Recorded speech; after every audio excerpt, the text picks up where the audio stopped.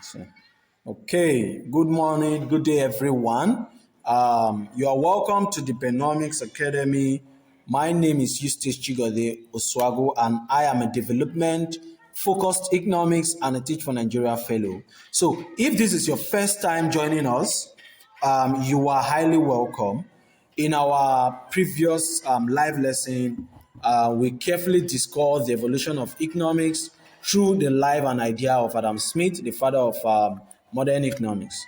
We examined the wealth of the nation, the invisible hand, division of labor, absolute advantage, and free market.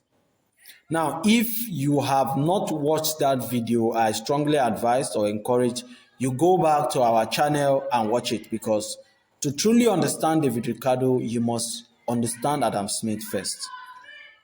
Why is that? Why do you need to understand Adam Smith first? This is because David Ricardo did not reject Adam Smith. He only built on it and refined him. So he corrected some parts. He deepened the mathematical structure behind the theory.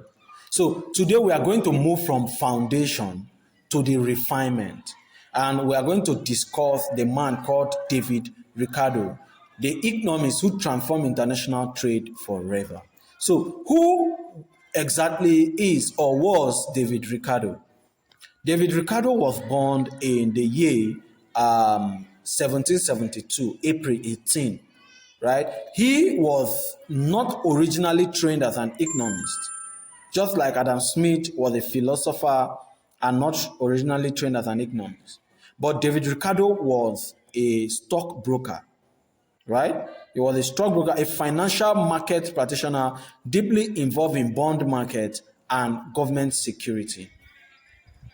Now, in 1799, while on vacation in Bath, England, a popular resort town known for relaxation and health retreat, David Ricardo read Adam Smith's book, The Wealth of the Nation, and that reading changed his life. What exactly transformed his thinking? There are three major ideas that transform his thinking. One, the idea that markets coordinate themselves. The idea that labor is central to value creation. The idea that, and three, the idea that nation benefit from specialization and trade. But Ricardo felt something was incomplete. He wanted a deeper precision. He wanted a stronger logic. He wanted mathematical clarity. And from that desire came a revolutionary idea. And that is what we are going to discuss. We are going to move into trade theory properly. Now, we're going to discover what we call the absolute advantage. Now, before we understand Ricardo's greatest contribution, we must first restate absolute advantage clearly. Absolute advantage means a country can produce a good using fewer resources, less labor time, or less cost than another country. It is about productivity superiority. Right? Now, for example, if Nigeria produces cocoa using fewer labor hours than Ghana, Nigeria has absolute advantage in cocoa. If Ghana produces, or if Germany produces cars, you are using fewer labor hours than Nigeria, then Germany has absolute advantage in car. That is straightforward. Absolute advantage answers the question, who produce efficiently? But Ricardo asked a deeper question. What if one country is better at producing everything? Should trade stop? If Nigeria produces oil, rice, and textile more efficiently than another country, should Nigeria refuse to trade? That was his question. Now, that question led us naturally to the next powerful idea. And now, let us examine the idea that changed international trade forever. And that idea is what we call the comparative advantage. Now, in 1817, in his book on the principle of political economics and taxation, Ricardo introduced what we now call the comparative advantage. That was revolutionary. because Ricardo showed that trade is not based on absolute efficiency, it is not based on relative efficiency, it is not based on opportunity cost. Now, what do you understand by opportunity cost? This is when or what you sacrifice to produce one good instead of another. So, comparative advantage says that even if one country is better at producing everything, countries should specialize in what they produce at lower opportunity cost. So, it is not about who is best overall, it is about what you give up less to produce. Now, let's assume that Nigeria can produce oil very efficiently, rice moderately efficiently, and suppose another country produces machinery efficiently and oil poorly. Even if Nigeria is better at producing both oil and rice, Nigeria should specialize in oil if producing oil sacrifices fewer alternative goods than producing rice. So Nigeria focuses on oil, the other country focuses on machinery. Now, the both of them will now trade and the both of them will now gain. And that is why international trade exists. That is why Nigeria export oil and import that is why Nigeria export oil and import machineries. So comparative advantage explain the global economic structure. Okay? Now,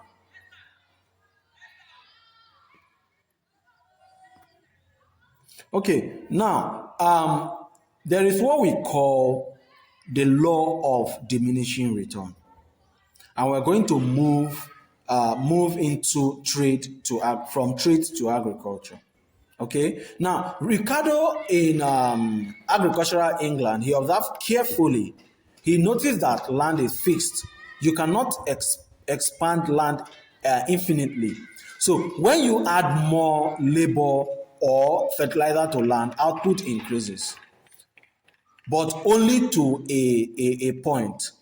After some time, each additional worker contributes less extra output than the previous worker. And this is what we call the law of diminishing return. In some texts, it says the law of diminishing return, the law states that as more and more variable factors of production are combined to the fixed factor of production, production will increase up to a certain point where there will be a decrease as a result of continuous addition of variable factors, but fixed factors remain constant. What are these fixed factors? Land. What are these variable factors? Capital and labor. Okay? Now, imagine a small cassava farm in Benue State. One worker produces 10 bags. Second worker produces 18 bags. The third worker produces 24 bags. Now, you will notice that the second farmer added 8 bags. The third farmer added only 6 bags. And the extra contribution is reducing. So we have 8, we have 6. So it is reducing because land is fixed. And that is what we call the diminishing return. And this principle explains rising food costs and agricultural pressure. Okay, now from diminishing return comes rent. From diminishing return comes rent. Ricardo argued that rent arises because land differs in fertility. Some land is naturally fertile and some is less fertile. So when population increase, we begin cultivating less fertile land. The difference in productivity between fertile land and less fertile land becomes economic rent. Let's take, for instance, consider fertile farmland in Jos Plateau State compared to dry land in some northern area. Using the same labor and effort, the fertile land produces more. So that extra productivity becomes rent. And rent is not because landlord work harder. It is because of differential fertility. That was Ricardo's powerful insight. Okay? Now, Ricardo believed wage tends towards subsistent level. Subsistent level means minimum income needed for survival. So what are its reasons? If wages rises above subsistent, if wages rises above subsistent, workers have more children, population increases, labor supply increases, and wage fall. And if wage falls below subsistent, living condition worsen. It becomes harder, right? Population growth slows down and labor supply reduces. Wage rises again. So wage moves towards subsistent. Now let's relate this to Nigeria. When minimum wage increase without productivity increase, inflation rises and real wage declines. So Ricardo helped us understand long run pressure. Okay, now Ricardo believed in capitalism. He believed that capitalism would eventually reach. Sorry, he believed that capitalism will eventually reach a stationary stage or a stationary state. What is that? A condition where profits shrink, investment slow, and growth stops. Now, why would profit shrink? This is because population is going to increase, food demand rises, less fertile land is cultivated, food prices will rise, and workers will demand higher wages. And wages increases while profit will fall. Now, when profit falls, investors invest less, and when investment is reduced, growth will slow down. That is the stationary stage. Now, for Nigeria, this means without productivity growth and diversification, an economy will remain stagnant. So, Ricardo's warning remained relevant to us today. Now, the difference between Adam Smith and David Ricardo is that Adam Smith talked about the free market, division of labor, invisible hand, and increased production. While David Ricardo is comparative advantage, rising rent, population pressure, diminishing return. So Adam Smith is how to create wealth, while David Ricardo added what limits growth in an economy.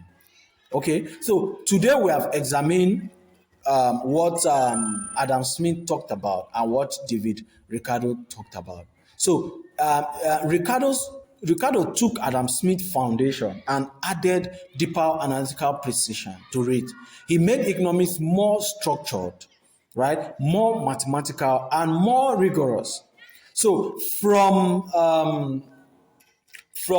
England in the 1800s to Nigeria today, Ricardo's ideas still shape international trade, agricultural economy, income distribution, and development policy. And that is why understanding David Ricardo is essential for development-focused economists like us.